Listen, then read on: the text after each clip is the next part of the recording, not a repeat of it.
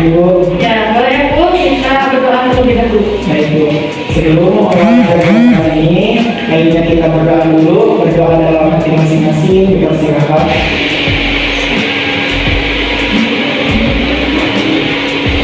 Berdoa di Tuhan. Ya. Terima kasih DFU yang sudah memimpin doa kita pada hari ini. Untuk selanjutnya, Ibu akan mengecek kehadiran kalian terlebih dahulu ya. Yang pertama, Saiful. Hadir Bu. Hadir. Yang kedua, Reski Nurul Nadifa. Hadir Bu. Hadir. Yang ketiga, Dwi Juliani. Hadir. Yang keempat, Rama Fauzia. Hadir Bu. Hadir. Yang kelima, Syala Salsabila. Hadir Bu. Yang keenam, Irfan Sri Rezeki. Hadir. Selanjutnya itu Riri Bismillah. Hadir Bu. Kemudian Afida Wairunisa. Hadir Bu. Terus Khairul Nisa Azhar. Hadir Bu. Hadir. Kemudian Jumaria Idris. Hadir. Hadir. Kemudian Fadil Rizatul Haq. Hadir Bu. Hadir. Selanjutnya yaitu Delia Rosiana. Hadir Bu. Hadir. Kemudian Izdihar Abiko. Hadir Bu. Hadir. Selanjutnya Baby Kurnia Putri. Hadir Bu. Hadir. Siti Nur Hamidah. Hadir Bu. Hadir. Nida Maulida. Hadir Bu. Hadir. Muhammad Aldo. Hadir Bu. Hadir. Alhamdulillah ya, hadir semuanya. Coba ada yang sudah hadir hari ini kelas 10 IPA 1. Alhamdulillah ada Bu.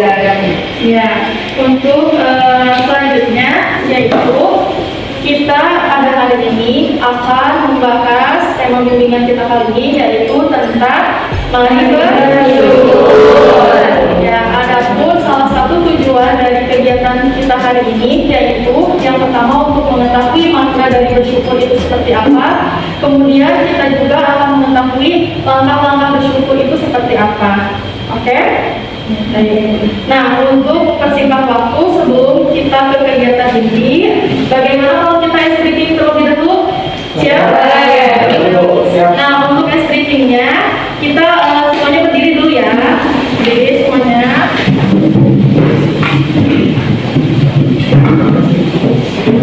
Ice breaking kita pada hari ini ya, yaitu kita akan bernyanyi.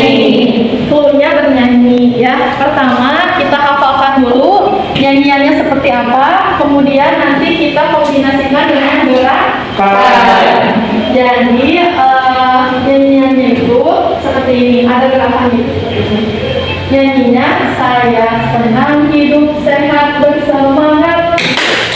Saya senang hidup sehat bersemangat. Saya senang saya hidup, saya senang saya sehat, saya senang hidup sehat bersemangat. Saya senang hidup sehat bersemangat. Saya senang hidup sehat bersemangat. Saya senang saya hidup, saya senang saya sehat, saya senang hidup sehat bersemangat. Apa lagunya? Nanti kita coba bareng-bareng. Jadi untuk gerakannya seperti ini. Kalau misalkan ada kata saya, berarti tangannya seperti ini. Saya ya, saya. Kalau senang, gerakannya seperti ini. Senang, gerakannya. Nah, jadi saya senang. Terus kalau hidup, gerakannya seperti ini. Silang ya. Ini hidup. Selanjutnya sehat. Kalau sehat, berarti seperti ini. Kita sehat ya. Nah, yang terakhir yaitu bersemangat. Kalau bersemangat, ketahuan tangan kalian bersemangat. Oke, kita coba ya dengan lagunya. Siap? Siap. 1, 2, 3. Saya senang hidup sehat bersemangat. Saya senang hidup sehat bersemangat. Saya senang saya hidup, saya senang saya sehat, saya senang hidup sehat bersemangat.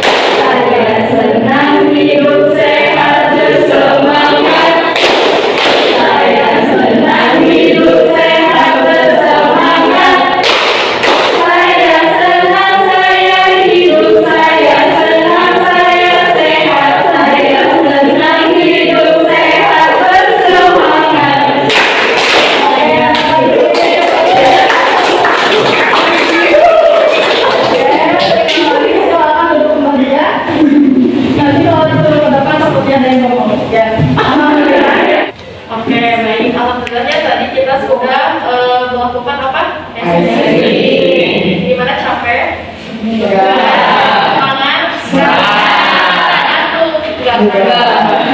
Oke, baik. Untuk kegiatan selanjutnya, Ibu pada pertemuan kali ini akan membacakan sebuah dongeng. Apa? Dongeng ya. Jadi nanti Ibu membacakan dongeng, kalian tolong fokus, kalian dengarkan baik-baik apa dongengnya yang Ibu sampaikan. Kemudian nanti kalian setelah Ibu selesai membacakan dongeng, kalian diharapkan bisa membuat kesimpulan dari apa yang telah Ibu sampaikan ya, dari cerita dongeng yang Ibu sampaikan. Baik, untuk mempersingkat waktu, Ibu langsung aja ya ke dongengnya, boleh? Boleh. Oke, baik. Dongeng kita pada pertemuan kali ini yaitu berjudul Si Gagak yang Ingin Menjadi Merah. Kalian tahu gagak itu seperti apa? Tahu. Misi ada yang belum tahu. Nah, ini dia burung gagaknya. Ini burung gagak. Selanjutnya kita akan bercerita tentang burung gagak dan burung merak. Ada yang tahu burung merak seperti apa? Tahu. Misi ada yang belum tahu. Nah, ini dia ya. Ini burung merak. Jadi dongengnya Ibu mulai ya. Dongeng dengan judul Si Gagak yang Ingin Menjadi Merah. Pada zaman dahulu kala, di sebuah hutan belantara terdapat dua pohon pinus yang sangat besar. Pohon pinus tersebut merupakan tempat bersarangnya burung gagak dan ada juga pohon yang kedua, yaitu tempat bersarangnya burung merak. Diceritakan ada seekor burung gagak muda yang sangat gagah berani, paling kuat dan yang paling pintar di antara burung gagak lainnya.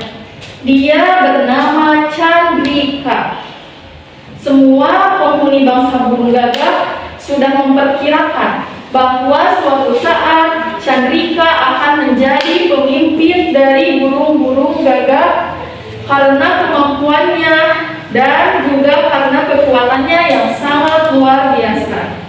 Namun, ya, pada suatu hari terlihat ada yang berbeda pada diri Chandrika. Ya. Biasanya Chandrika selalu terlihat lincah dan aktif dalam kelompoknya. Namun hari itu Chandrika terlihat murung dan pendiam, tidak seperti biasanya. Dia selalu bersembunyi di tempat yang gelap dan tidak bercerita kepada siapapun tentang apa yang sedang dia rasakan. Nah, sudah, biarkan saja. Jangan ada yang mengganggu Chandrika.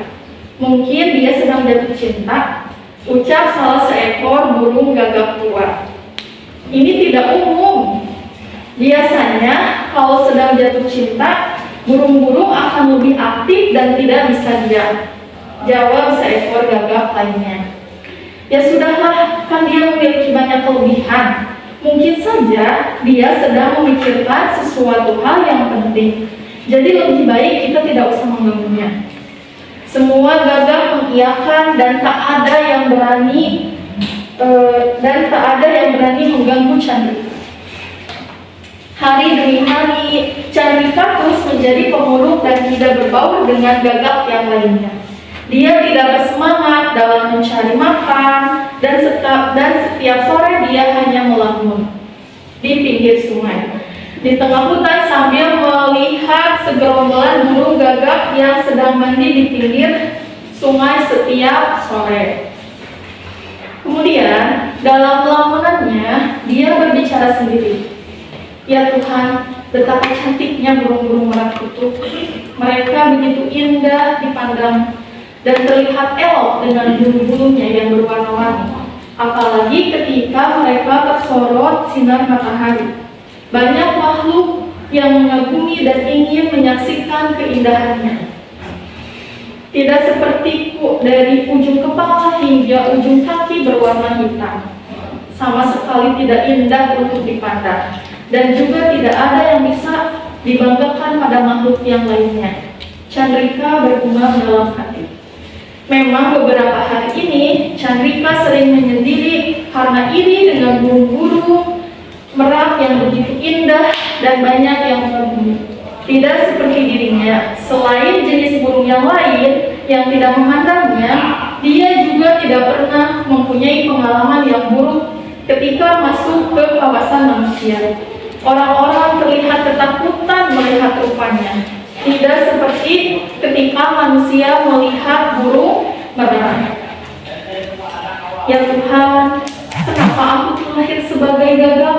Mengapa aku tidak terlahir sebagai merak yang cantik saja? Pokoknya aku ingin menjadi merak, dan aku harus menjadi merak, ucap Chandrika.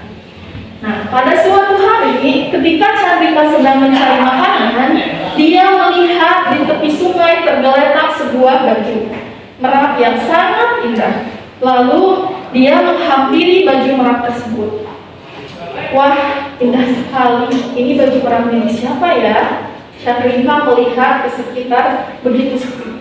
Lalu tanpa berpikir panjang, Chandrika mengambil baju merak tersebut dan bersembunyi di suatu tempat. Di tempat persembunyiannya, Chandrika mencoba memakai baju merak tersebut. Tapi saat dia mencoba terbang, baju tersebut ternyata tidak nyaman karena terlalu besar.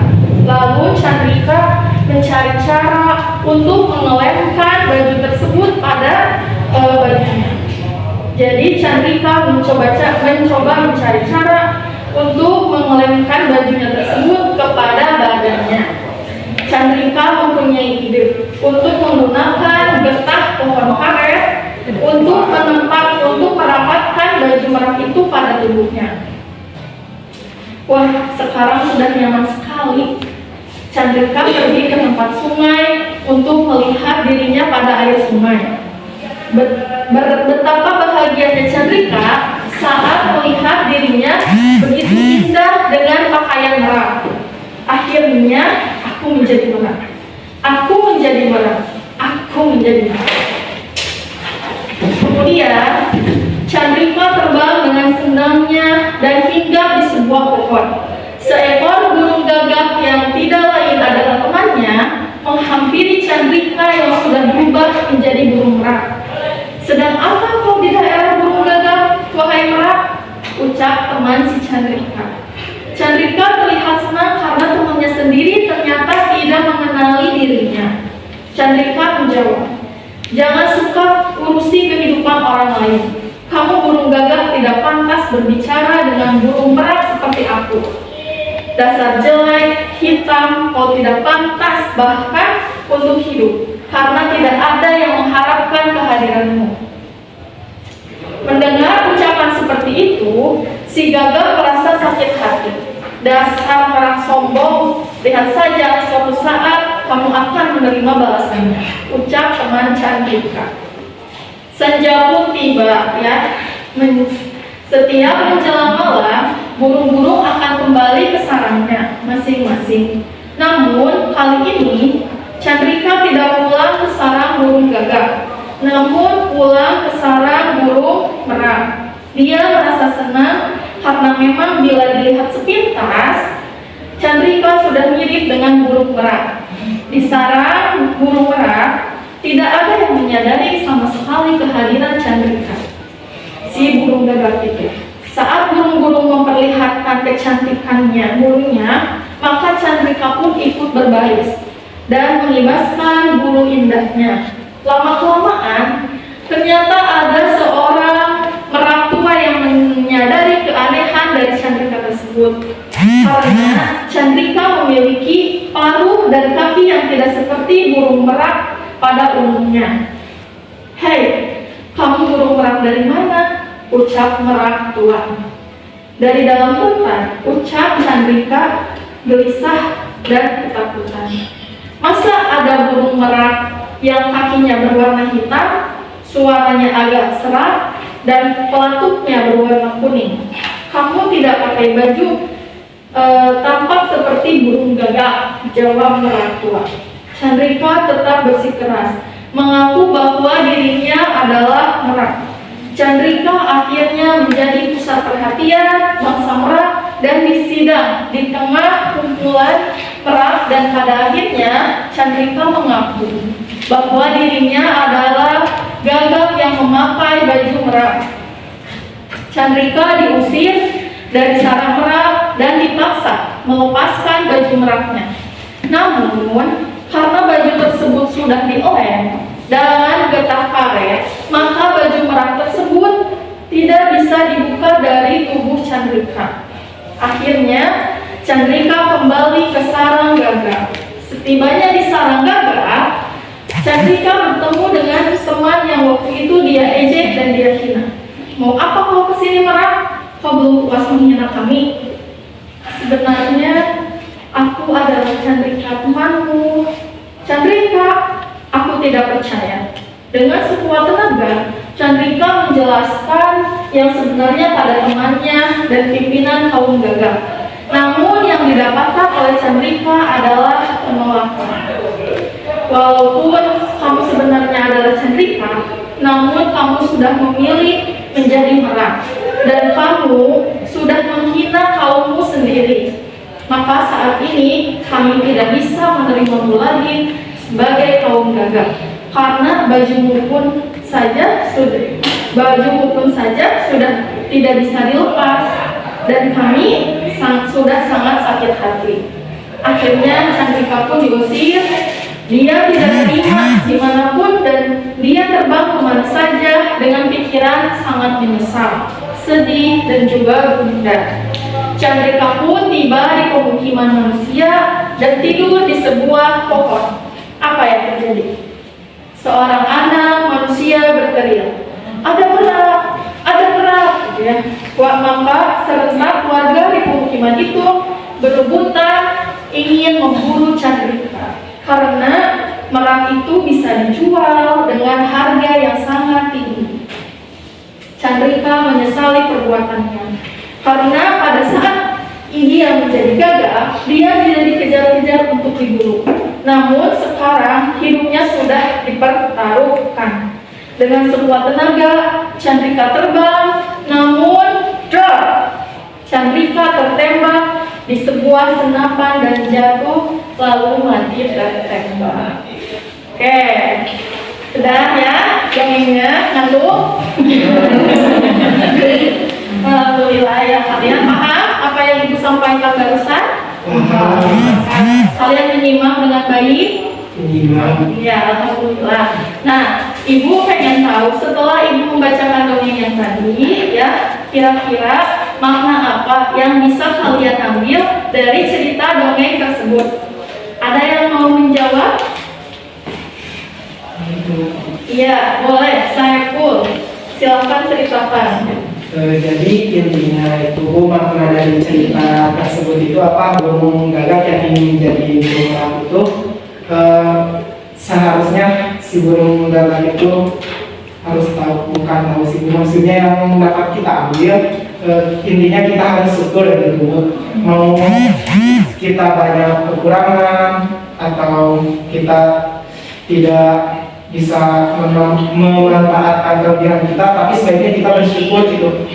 Kan belum tahu juga mereka juga gitu ingin kayak kita gitu. Ya, jadi pada intinya kita harus bersyukur dalam keadaan apapun, ya itu ya. Ya, baik, selanjutnya ada yang mau berpendapat tentang tadi dongeng yang sudah ibu bacakan? Ririn, Iya, boleh siapa nih? Ririn. Ririn, gimana Ririn? Jadi menurut Ririn, pendapat dari cerita dari dongeng itu, sebenarnya kita semua boleh merubah sesuatu apa yang ada dalam diri kita. Namun ingat, perubahan tersebut berdampak apa pada lingkungan dan diri kita sendiri. Jangan sampai kita ingin melakukan perubahan pada diri sendiri, namun nantinya kita juga yang akan menyesali. Lakukanlah perubahan pada diri sendiri jika menurut diri kita itu ada yang harus dirubah dan berdampak positif. Oke, udah, pasti ya Ririn. Jadi pada intinya kita harus memiliki sifat positif ya yang ada pada diri kita dan menerima segala kekurangan dan kelebihan yang ada pada diri kita sehingga kita dapat bersyukur. Selanjutnya ada yang mau berpendapat lagi? Siapa dulu nih? Siapa dulu? Boleh? Kalau dari Sheila, tambahan dari saya tadi, jadi makna yang bisa diambil dari dongeng yang tadi Ibu sampaikan adalah jadilah diri sendiri dan syukuri apa yang terjadi, karena apa yang terjadi itulah yang terbaik untuk diri kita sendiri gitu. Terus jangan selalu fokus melihat ke atas, jangan lupa juga kita melihat ke bawah, karena bisa jadi apa yang kita keluhkan sekarang adalah apa yang orang lain inginkan gitu. Ya, kasih Sheila. Selanjutnya ada yang mau berpendapat lagi? Boleh, dari ini dulu aja, Siti Nurhamidah. Boleh? Kalau pendapat aku ya sama sih, kalau misalnya pendapat tuh lebih 11-12, tapi kalau misalnya kita lebih melihat ke kelebihan orang lain tanpa melihat kelebihan yang kita miliki, justru potensi yang kita miliki itu akan tenggelam karena diri kita sendiri juga. Terus juga kan kecantikan itu hanya hanya sebagian kecil yang Tuhan miliki, karena yang Tuhan kasih gitu kan. Karena fisik itu bukan tolak ukur gitu, yang jadi tolak ukur itu sebenarnya tentang cara intelektual mereka atau hal-hal yang memang bisa diubah gitu.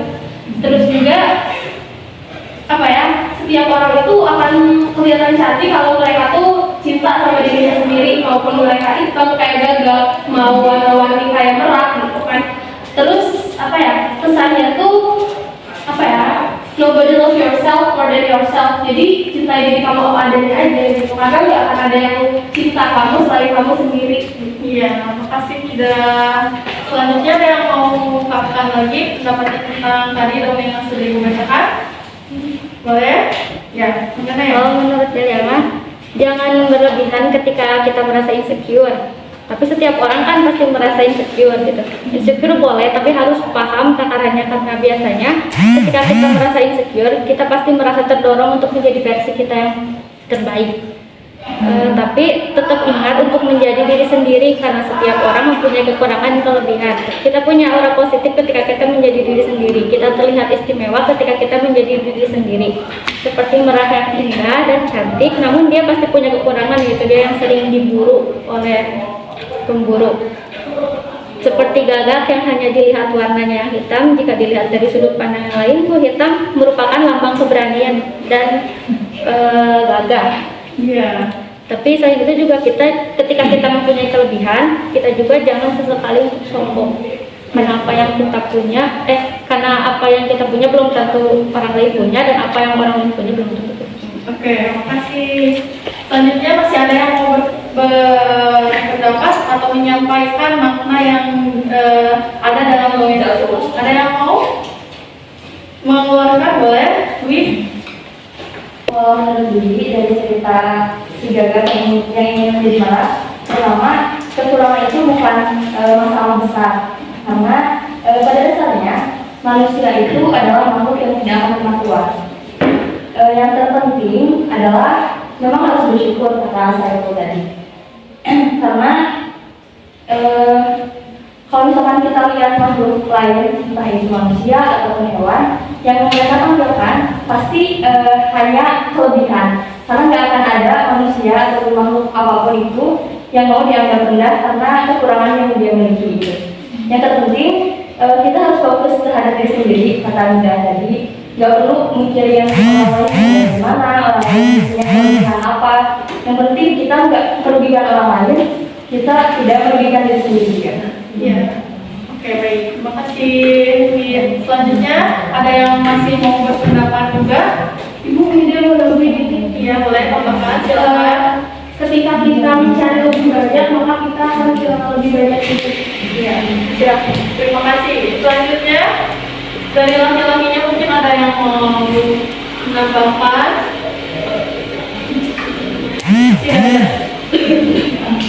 Ya, baik. Terima kasih. Oh ya, boleh menganggap Allah. Inti dari cerita tersebut yang pertama menjauhkan dari penyakit hati, terus perbaiki diri, fokus pada kelebihan diri sendiri. Ya, terima kasih Aldo. Jadi sudah tidak ada yang mau berpendapat lagi? Masih ada yang mau bercerita? Iya, baik. Jadi simpulkannya dari pendapat kalian semuanya, makna dari dongeng tersebut salah satunya itu ya betul tadi seperti yang dikatakan oleh kalian semuanya. Jadi kita harus bersyukur dengan apa yang ada pada diri kita. Yang ya, dengan segala kekurangan dan kelebihannya.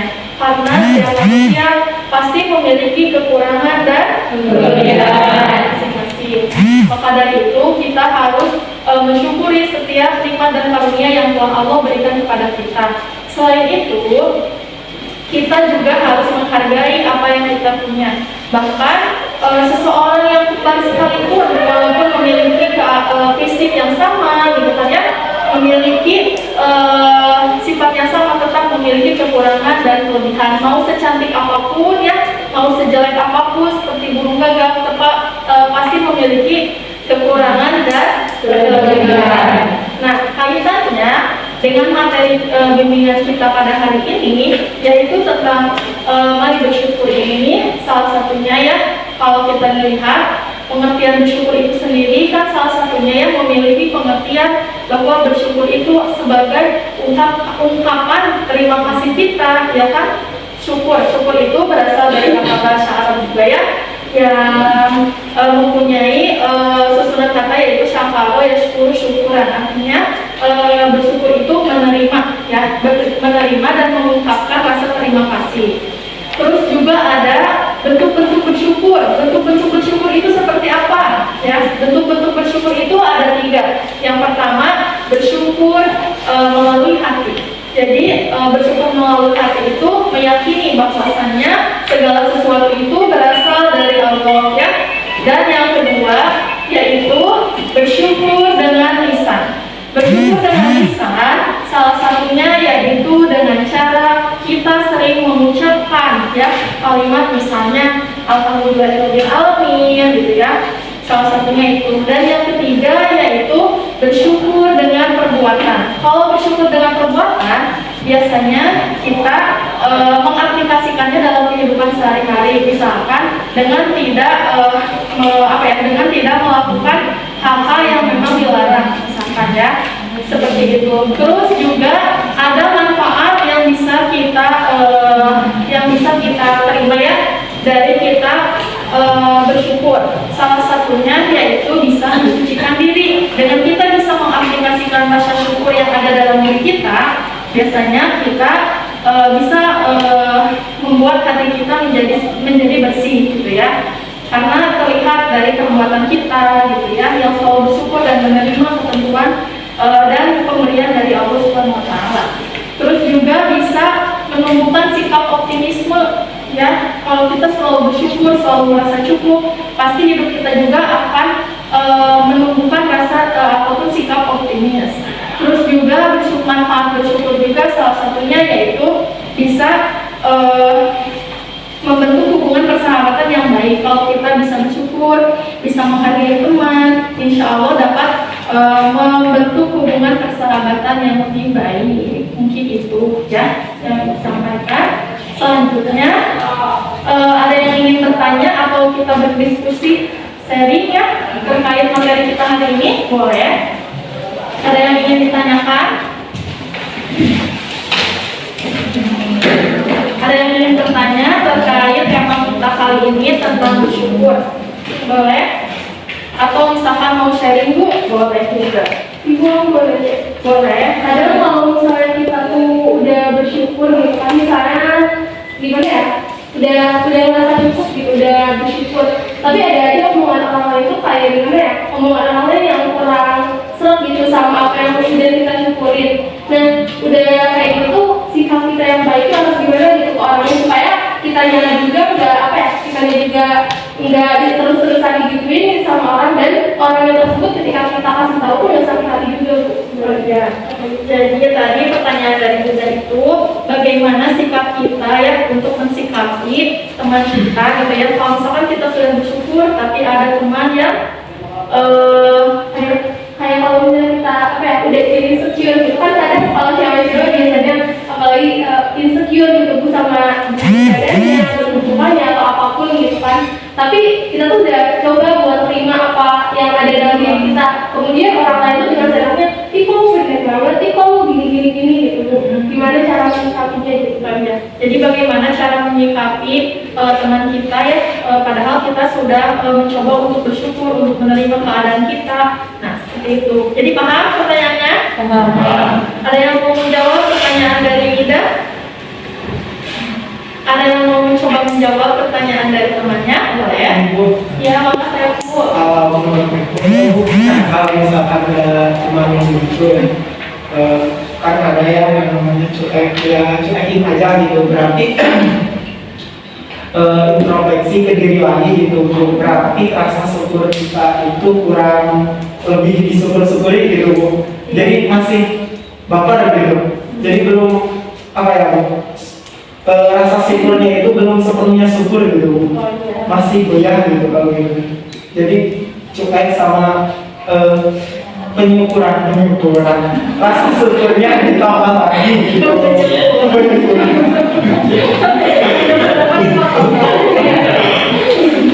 Oke, makasih ya Bu. Selanjutnya ada yang mau bertanya dulu sebelum nanti Ibu simpulkan, boleh? Ibu mau yang dari Apple tadi cara menyikapinya gimana? Menurut Resti sendiri, cara menyikapinya itu kayak jangan terpaku terhadap omongan orang lain juga. Jadi fokus aja ke diri sendiri. Terapin sikap bodo amat itu ke hal yang seperti itu, bukan misalnya ke pelajaran atau tugas itu kan suka kadang ada yang bodo amat. Nah, itu kan nggak baik ya Bu, yang negatif. Nah, kalau ini tuh bodo amatnya diterapin di sini. Jadi kita itu bodo amat aja sama yang ngomong kayak gitu. Jadi kita mau udah aja fokus sama diri sendiri gitu. Terus kita terima juga masukan-masukan dari mereka atau omongan-omongan jelek dari mereka untuk menginspirasi diri kita sendiri juga untuk menjadi lebih baik ke depannya. Oke, terima kasih Resti. Selanjutnya sebelum kita simpulkan sama-sama, ada yang mau bertanya lagi? Ada yang mau bertanya lagi? Boleh, 2 orang lagi untuk bertanya, misalkan apa, bebas ya. Kita mau sharing boleh. Ada yang mau bertanya? Tidak ada. Iya, nggak apa-apa ya. Kalau misalkan udah tidak ada pertanyaan, Ibu boleh ya boleh. Gimana, Resti? Gimana sih cara menghadapi ini? Kalau pertanyaan Resti itu kayak kebalikan dari pertanyaan yang tadi. Bagaimana cara menghadapi orang-orang yang suka insecure gitu, terus padahal dia tuh udah punya kelebihan tapi dia tuh masih merasa kurang gitu. Gimana cara menghadapi mereka tuh? Kan kadang mereka juga suka curhat sama kita, terus kita tuh cara menanggapi mereka tuh kayak gitu. Oke. Jadi pertanyaannya, bagaimana cara kita untuk meyakinkan seseorang bahwa dia itu punya potensi, punya kelebihan, ya, punya sesuatu yang tidak dimiliki oleh orang lain. Jadi kayak gimana? Ada yang mau menjawab? Boleh, Aldo, gimana Aldo? Jika prestasi melihatnya ke atas, jika di bidang ekonomi maupun fisik melihatnya ke bawah, Ya. juga udah bisa dijadikan acuan untuk bersyukur sepenuhnya. Ya, makasih Aldo. Jadi baik ya, mungkin ada yang mau bertanya lagi? Nggak ada? Ya baik, jadi akan simpulkan ya. Tadi pertanyaan dari Ida dan juga pertanyaan dari Reski, salah satunya kan gimana sih cara kita untuk apa tadi itu tidak memperdulikan apa kata orang. Jadi salah satu langkahnya, kalau selama hal itu positif, disampaikan dengan baik, kita terima. Tapi kalau misalkan hal itu disampaikan dengan cara kurang baik, dengan cara tidak sesuai dengan aturan-aturan, lebih baik kita tidak usah memperdulikan apa kata orang, ya. Terus selanjutnya juga tadi pertanyaan dari Reski, misalkan bagaimana sih Bu kita meyakinkan orang lain, misalkan ada yang curhat ke kita bahwa dia sudah memiliki padahal dia mempunyai kelebihan tapi dia tidak percaya diri dengan dirinya sendiri. Kita sebagai teman yang baik, sebagai pendengar yang baik, coba kita kasih saran ya, kita kasih masukan bahwasanya kamu itu memiliki misalkan ya kelebihan ini. Kamu harus ini. Jadi kita coba untuk yakinkan teman kita bahwasannya kelebihan kamu itu, siapa tahu kelebihan yang kamu punya itu adalah kelebihan yang orang lain inginkan gitu. Jadi kita harus bersyukur dengan apa yang kita miliki. Oke, baik. Alhamdulillah ya, tegak, pusing, ngantuk, enggak ya? Nah sekarang alhamdulillah kita sudah sampai pada tahap akhir ya. Pada tahap akhir ini sebelum Ibu tutup, coba ada yang mau menyimpulkan dari kegiatan kita hari ini? Boleh? Kalau ada yang mau menyimpulkan, ada yang mau dari akhir sampai dari awal sampai akhir. Boleh? Kesimpulan dari kegiatan bimbingan kita hari ini. Ibu tunjuk aja ya, biar kalian siap. Siap? Oke, coba Ibu pengen tahu kesimpulan dari kegiatan kita hari ini. Coba Irfan, boleh? Baik. Jadi kesimpulan hari ini yaitu mengenai syukur. Jadi kita tuh harus bersyukur atas Allah yang kasih, baik itu buruk ataupun baiknya. Benar. Yang intinya sih bersyukur. Benar? Iya. Jadi pada intinya kita harus bersyukur dalam keadaan apapun. Selanjutnya ada yang mau lagi, ada yang mau menyimpulkan kegiatan kita pada hari ini? Sampel aja kayaknya harus menyimpulkan kegiatan kita pada hari ini. Boleh kayaknya? Ya, pendapat Eko tentang penyimpulan dari kegiatan ini. Jadi kita tuh setiap manusia tuh harus mempunyai rasa syukur gitu ya. Kalau tidak mempunyai rasa syukur, nanti kita akan bernasib seperti yang ada di dongeng tadi gitu. Dan yang juga ke pendapat yang tadi tadi sama yang lainnya juga mungkinnya emang bisa gitu, kalau emang nggak ada yang bisa dirubah, tapi sesuai porsi aja gitu diubahnya, jangan dilebih-lebihkan, karena kalau dilebih-lebihkan kan itu juga tidak termasuk mensyukuri gitu ya. Jadi intinya ya harus banyak-banyak syukur dan banyak-banyak melihat standar yang bawah-bawah di bawah kita gitu dalam hal apapun. Iya. Terima kasih aku. Iya, jadi pada intinya kita harus bersyukur dalam keadaan apapun. Itu tadi kata Al-Doa, dalam segi ekonomi kita harus melihat ke bawah, dalam segi ilmu kita harus melihat ke atas. Baik, kalau misalkan tidak ada yang mau ditanyakan lagi untuk kegiatan kita hari ini, Ibu cukupkan sekian. Tapi sebelum kita akhiri kegiatan ini, alangkah baiknya kalau kita berdoa terlebih dahulu ya. Boleh kita berdoa terlebih dahulu. Oke, baik, sebelum menutup kegiatan ini, baiknya kita berdoa dulu dengan membaca hamdalah bersama-sama. Ya, baik.